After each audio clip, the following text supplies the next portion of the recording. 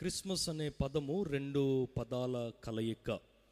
Christ అంటే యేసుక్రీస్తు ప్రభువారు.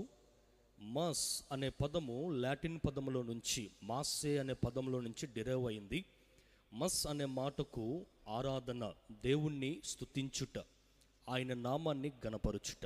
ఇప్పుడు క్రిస్మస్ అంటే అర్థం ఏంటో తెలుసా? దేవుని నామాన్ని ఆరాధన చేయటమే క్రిస్మస్. కొంతమంది కష్టాలు వచ్చినప్పుడు దేవుణ్ణి ఆరాధిస్తారు, శ్రమలు వచ్చినప్పుడు దేవుణ్ణి ఆరాధించేవారు మరికొంతమంది. ఆ తర్వాత ఏదన్నా మేలు జరిగితే దేవుణ్ణి ఆరాధిస్తారు, అప్పుడు మాత్రమే దేవుడు గుర్తొస్తాడు. మేలులు గతించిపోయిన తర్వాత చాలామంది యేసు ప్రభు వారిని ప్రక్కన పెట్టేవారు మనకు కనబడుతూ ఉన్నారు.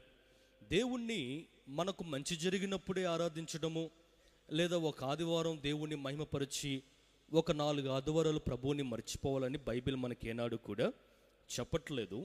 మన శ్వాస ఉన్నంత కాలం, మనకు ఊపిరి ఉన్నంత వరకు యేసుక్రీస్తు ప్రభువారిని మనం ఆరాధించాలి అని దేవుని యొక్క పరమార్థమై ఉంది.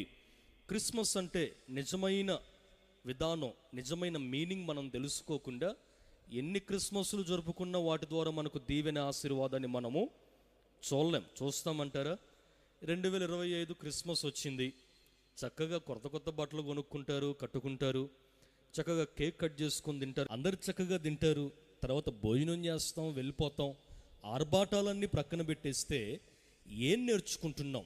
క్రీస్తు పుట్టుక ద్వారా, యేసు ప్రభువారి జననం ద్వారా మనం నేర్చుకునే పాఠం ఎంత అనే విధానం మనం గమనించినప్పుడే క్రిస్మస్ యొక్క ఆశీర్వాదాన్ని మనం చూస్తాం.